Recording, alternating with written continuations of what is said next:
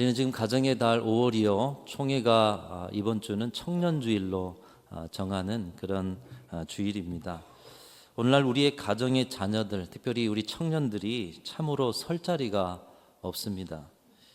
노력만으로 되는 시대가 지났다. 사회적 통념이 그렇습니다. 노력해도 안 되는 시대, 아무리 노력해도 되어지지 않은 자리가 너무나 많은 시대. 꿈을 꿀 수도 없고 꿔보지도 못한 채로 사회로 내몰리는 청년들인데, 거기에서 열심히 자신의 자리를 찾아보려고 애를 쓰면 쓸수록 더 좌절하고 포기에 익숙해지는 세대들, 바로 그 세대들이 우리의 자녀들, 특별히 청년 세대입니다. 참 가슴 아픈 것은 그런 청년들의 현실이 사회에만 있는 것이 아니라 교회 내에도 있다는 것입니다. 오늘 이 자리에 있는 저나 우리 기성세대의 신앙인들은 아마도 청년 시절에 열심을 내서 예수님을 영접하고 또 믿음 안에 충성하고 봉사하면서 그 미천 가운데 오늘의 교회의 주역이 되어 이 자리에 있으실 것입니다. 사실 그 모습 그대로 우리의 자리에 청년들이 있어야 할 텐데, 청년들은 교육의 대상 정도로 밀려나 있고 청년이 주체가 되는 교회 사역의 자리들은 거의 없는 현실이 오늘의 한국교회 안에 있음을 보게 됩니다. 사실 우리가 주일 예배라고 하는 그 예배는 이 안에도 청년들이 주일 예배를 함께 드리는 건데, 이 청년들의 공동체를 인정하다 보니까 또 여러 우리가 학교 교육처럼 이 청년들을 따로 인정하는 것이 따로 좀 밀어내는 그런 경향이 없지 않아 있었음을 보게 되죠. 이런 시대의 흐름과 다르게 교회는 청년들이 설 자리를 내줘야 됩니다. 더불어서 청년들도 교회의 주체로 서기를 위해서 애써야 하는 것입니다. 그렇게 우리가 함께 애써갈 때에 주님의 교회는 다음 세대가 있고 미래가 있고, 우리가 서 있는 이 자리가 청년들의 자리요, 다음 세대의 자리요, 그래서 주님 오실 날까지 영원토록 하나님 앞에 쓰임받는 자리가 될 줄로 믿습니다. 오늘은 이렇게 총회가 정한 청년 주일이요, 더불어 교회 절기로는 성령 강림 주일입니다. 특별히 2024년에 부활 주일이 조금 빨리 돌아옴을 통해서 오늘 청년 주일과 함께 성령 강림 주일이 되었습니다. 어떻게 보면 우연 같지만 하나님께서는 이 우연 같은 필연 속에서 우리에게 하나님의 뜻, 메시지를 전해주고 있습니다. 말씀을 준비하다가 오늘 시대 속에 신앙의 가정과 기독 청년들이 시대의 도전 앞에서 가정을 지키고 새벽 이슬 같은 주의 청년으로 승리하며 사는 길이 어디 있을까? 여러분, 가정을 지키고 또 우리 청년들이 능력 있게 살아가는 길은 오늘 성령 강림주의를 통해서 해답을 주시는 거예요. 성령의 능력, 성령의 기름 부으심, 성령 충만이 그 길인 줄로 믿습니다. 여러분, 이것은 오늘의 가정과 청년만이 아니라 모든 신앙인들에게도 동일한 바입니다. 그것을 더욱 분명하게 깨닫게 하시기 위해서 아마도 청년 주일에 청년들이여 성령의 충만함으로, 성령의 기름 부으심으로 일어나야 한다, 같은 날 성령을 바라보게 하신 것이 아닌가, 그런 생각이 들었습니다. 여러분, 성령 강림주일이 어떤 날입니까? 사도행전에 잘 소개되어 있습니다. 예수님께서 부활하신 후에 제자들을 만나러 다니시고, 그리고 40일 동안 하나님 나라의 일을 가르치시고, 그리고 40일이 되자 감람원이라는 산에서 승천하시기 전에 여러 당부의 말씀들을 주시는데, 사도행전 1장 4절 5절 말씀 이렇게 말씀합니다. 사도와 함께 모이사 그들에게 분부하여 이르시되 예루살렘을 떠나지 말고 내게서 들은 바 아버지께서 약속하신 것을 기다리라. 요한은 물로 세례를 베풀었으나 너희는 몇 날이 못되어 성령으로 세례를 받으리라 하셨느니라. 여러분, 주님은 승천하시기 전에 말씀하셨어요. 예루살렘을 떠나지 말아라. 그러면 그곳에 약속하신 성령께서 오실 것이다. 그런 말씀 후에 여러분이 너무나도 잘 아시는 말씀, 사도행전 1장 8절 말씀을 하시고 승천하셨습니다. 우리 같이 한번 읽어봤으면 좋겠습니다. 사도행전 1장 8절 말씀 같이 읽습니다. 시작. 오직 성령이 너희에게 임하시면 너희가 권능을 받고 예루살렘과 온 유대와 사마리아와 땅끝까지 이르러 내 증인이 되리라 하시니라. 주님은 이 약속의 말씀을 선포하시고 하늘로 올려져서 승천하셨습니다. 성령을 받으면, 성령이 임하시면 권능을 받게 된다는 것이에요. 그리고 그 권능 받는 자는 증인의 삶을 살게 된다. 이 약속의 선포를 받은 제자들과 사도들과 120명의 무리들이 마가의 다락방에 모여서 약속하신 성령을 기다리며 더불어 마음을 같이 해서 오직 기도에만 힘쓰면서 약속하신 그분이 오시기를 간구하면서 기도했습니다. 여러분, 그들이 지금 모여있던 예루살렘은 어떤 곳입니까? 예수께서 승천하셔서 그들 곁에 계시지 않았고, 여전히 로마의 식민 통치의 압제가 있었고, 예수님을 못 박은 자들이 그들의 곁에서 여전히 눈에 불을 켜고 지켜보고 있는 그런 도시. 그들은 그런 절박한 현실 속에서 기도했고, 부활 후 50일이 되는 오순절 날에 성령께서 임하셔서 그들을 충만케 하시고 그들에게 권능을 주셨는 줄로 믿습니다. 권능을 받은 그들은 복음을 전파하고 생명을 걸고 복음을 전파하는 그곳에 많은 사람들이 어찌할꼬, 여러분, 유대인들처럼 강팍하고 마음이 굳어진 사람들이 어디 있어요? 근데 그들이 말씀을 깨닫고 회개하고 돌아와 3,000명이 주님께로 돌아와 한 교회를 이루었다. 여러분, 교회는 오늘 성령 강림주일로부터 시작된다는 것을 말씀하고 있어요. 그래서 성령 없는 교회, 성령 없는 신앙은 있을 수 없다라는 것을 사도행전은 우리에게 말씀하고 있는 것입니다. 무엇보다 성령님은 이 땅에서 예수님의 자리를 대신하고 계시는 분이십니다. 하나님께서 예수님이 이 땅을 떠나신 후에 우리를 돕는 분으로서 성령님을 보내셨고, 성령님은 지금 우리 곁에서 일하심으로 우리가 하나님의 자녀로 살아가도록 예수님의 빈자리를 채우고 있는 분이십니다. 그 성령의 도우심이 크기 때문에 예수님께서는 성령이 오시는 것이 우리에게 큰 유익이라 이렇게 말씀하셨습니다. 요한복음 16장 7절 말씀인데요, 내가 너희에게 실상을 말하노니 내가 떠나는 것이 너희에게 유익이라. 내가 떠나가지 아니하면 보혜사가 너희에게 오시지 아니할 것이요 가면 그를 너희에게 보내리니. 내가 떠나야 유익이라는 거예요. 왜요? 성령이 오시니까. 성령이 너희 곁에서 일하시는 것이 너희에게 유익이다. 주님이 승천하시기까지 하면서 주님 대신 우리를 돕기 위해 남겨주신 분이 성령님이십니다.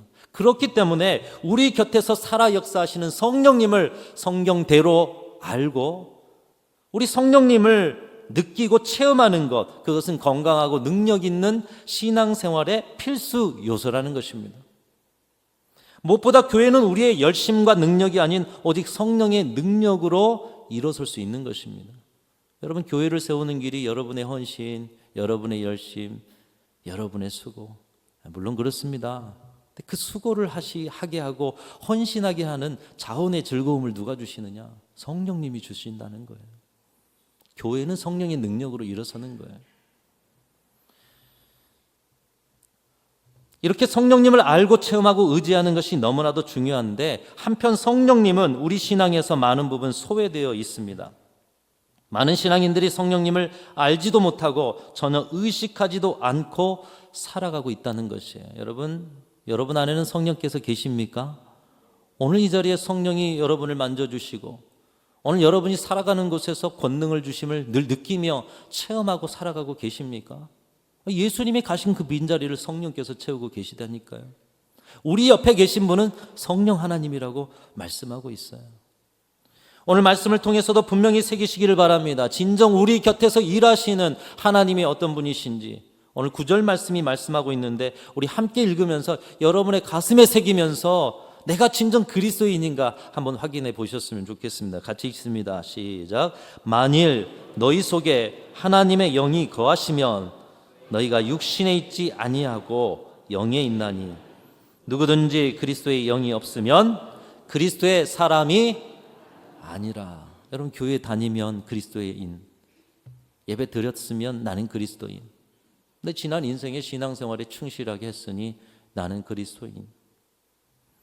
기독교 종교활동에 참여하는 사람을 그리스도인이라고 말하는 것이 아니라 누구든지 그리스도의 영이 없으면 그리스도의 사람이 아니라, 오늘 여러분의 심령 속에 성령께서 계시는가 확인하시라는 것이에요.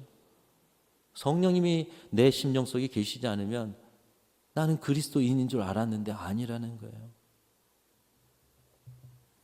여러분 안에 그리스도의 영이 내주하고 계십니까? 오늘날의 신앙인들이 이것을 간과한 채로 나의 지식, 나의 경험, 나의 의지, 나의 수고, 내가 쌓아온 의의를 가지고 신앙생활 하려고 해요.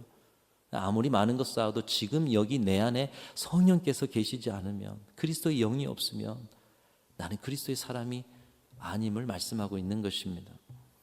여러분, 성령이 여러분 안에 계시면 구원의 즐거움이 넘치는데 왜 신앙생활 가운데 즐거움이 없을까요? 인생의 상황과 현실에 왜 우리는 늘 지면서 힘들어하고 우울해할까요? 여러분, 여러 일들에 주님의 사명을 감당하자고 그것을 왜 해야 되는지를 알면서도 왜 자원하는 즐거움, 자원하는 기쁨들이 솟아나지 않을까요? 성령이 내주하지 않고 있다는 거예요. 성령님께 나를 맡기지 못하고 있다는 거예요.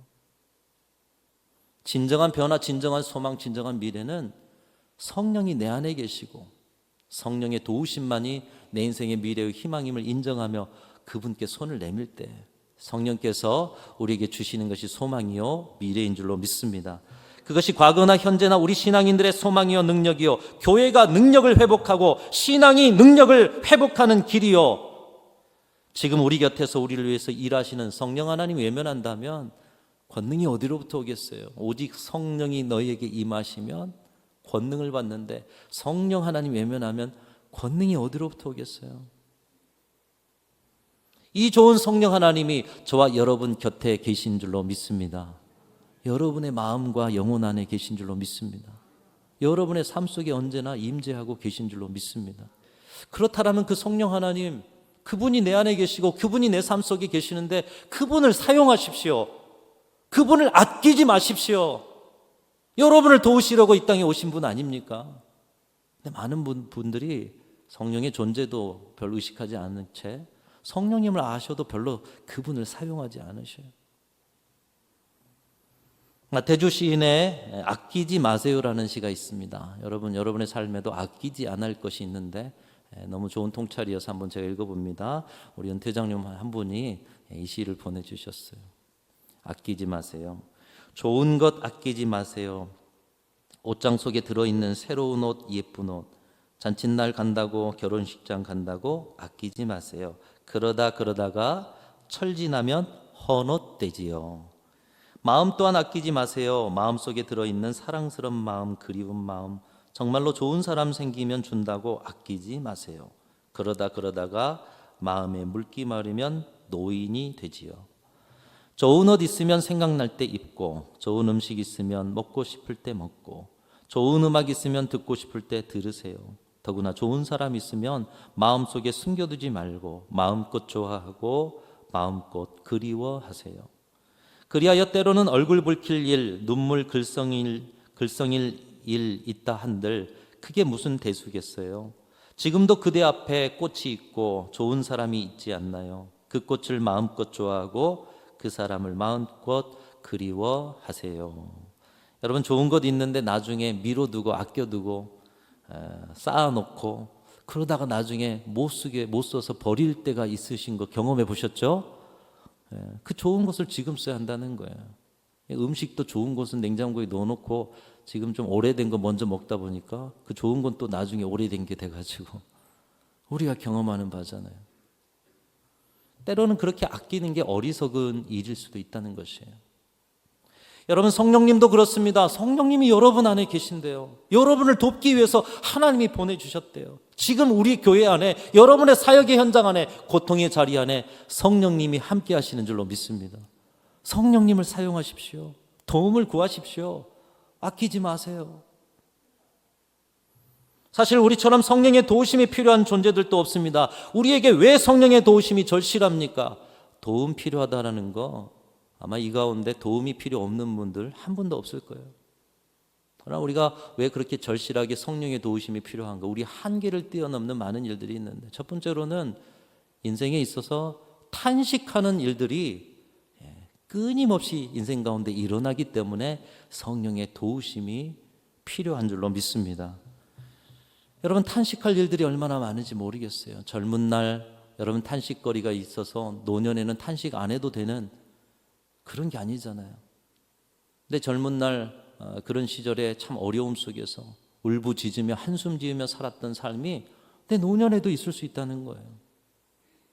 오늘 5월 19일이죠. 5.18 우리 전라남도의 그 슬픈 민주항쟁의 자리.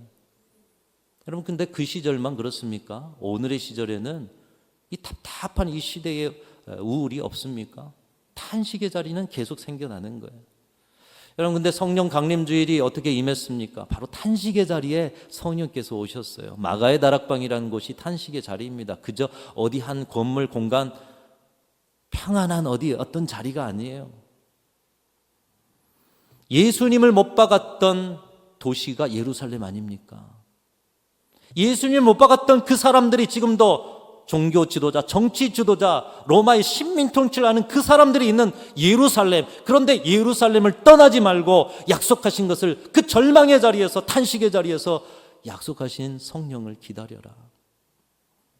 차라리 예루살렘보다 조용한 도시에서 다시 시작하라 하셨으면 좋았을 텐데, 그럼에도 예수님께서는 그 탄식에 예루살렘을 떠나지 말고 약속하신 것을 기다리라 말씀하십니다. 왜요? 성령이 오시면 우리의 모든 탄식이 기쁨으로 바뀌어지기 때문인 줄로 믿습니다.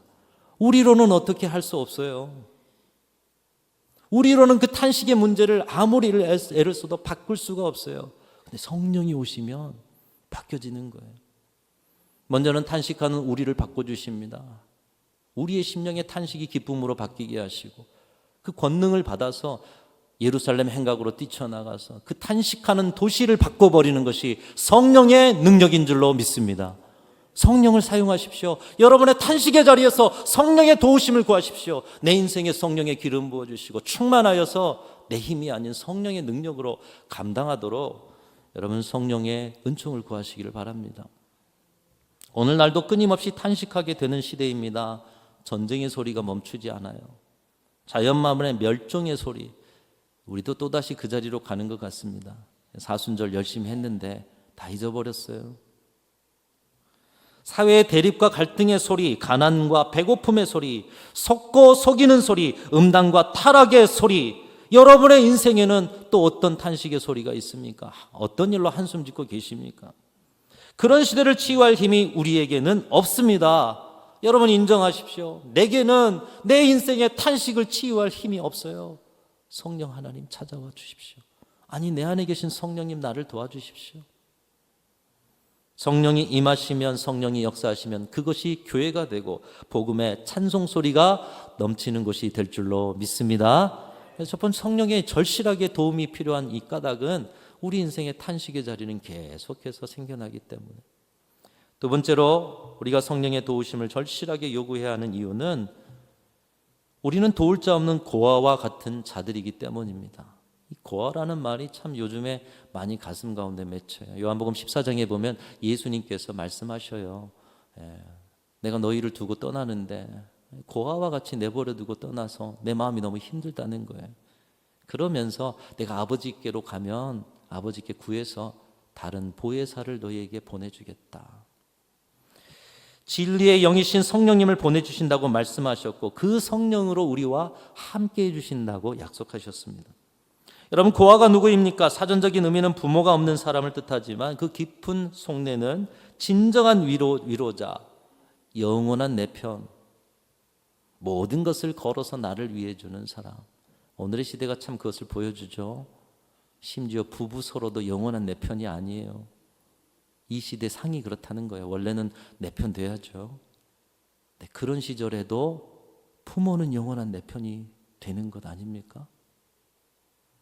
제자들은 예수님 승천 후 고아와 같은 처지가 되었습니다. 예수님은 그런 그들에게 성령님을 보내셔서 그들과 함께 하심으로 그들이 고아가 되지 않도록 하셨습니다.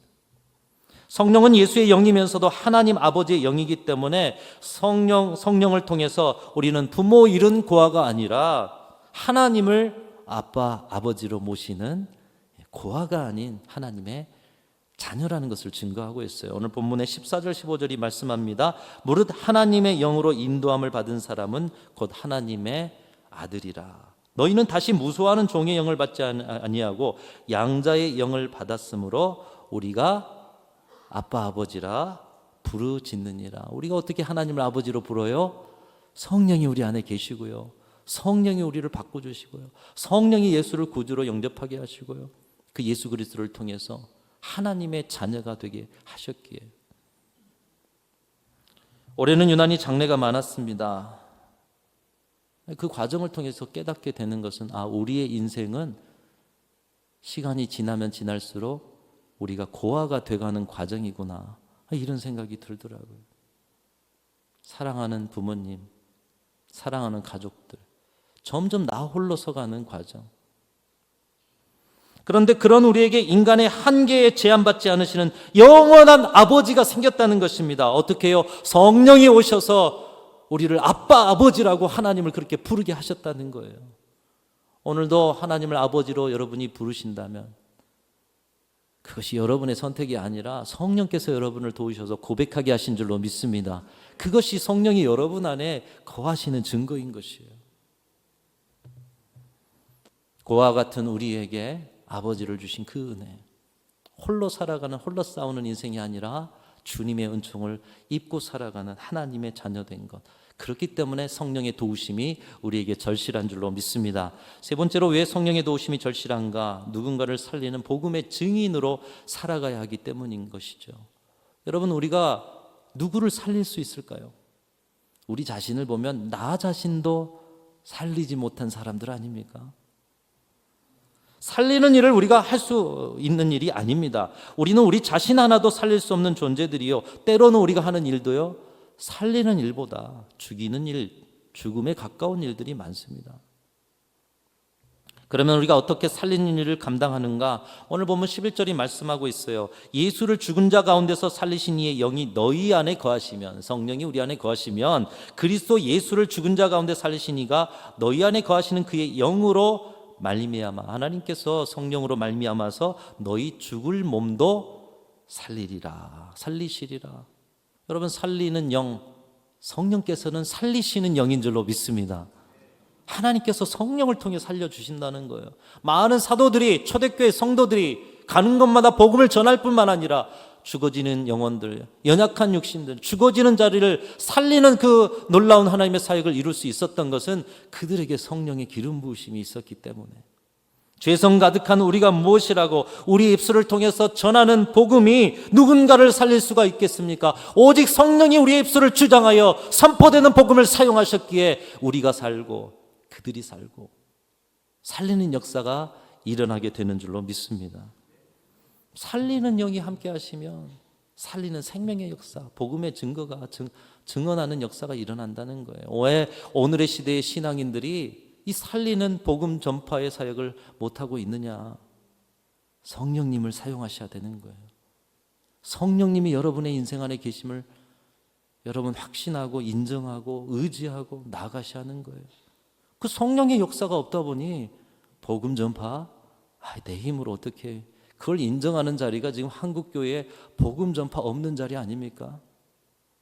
사랑하는 성도 여러분, 그 성령이 오늘 여러분 안에 계심을 인정하고 확인하실 수 있기를 주님의 이름으로 축원합니다. 성령이 우리 교회에 임재하고 계셔요. 여러분의 인생의 모든 자리에 함께 하셔요. 우리 안에 계신 성령님을 의지하고 우리 안에 계신 성령님을 인정하고 성령의 충만함 가운데 내 인생을 다 맡겨드릴 때 구원의 즐거움, 자원하는 기쁨, 생명을 살리는 역사, 저와 여러분과 우리 교회에 풍성하게 주님께서 허락해 주실 줄로 믿습니다. 탄식의 자리가 기쁨의 찬송의 자리로 바뀌고요, 나 홀로 고독했던 자리가 아버지, 고아가 아닌 아버지와 함께하는 하나님의 자녀의 자리가 되고 죽음의 자리가 생명의 자리가 되는 것, 오직 성령의 역사를 통해서다. 먼저는 우리가 이 성령 강림주를 통해 그 성령이 우리 안에 계시다는 확신 속에서 여러분 날마다 승리하면서 살아가는 저와 여러분들이 다 되시기를 주님의 이름으로 축원합니다.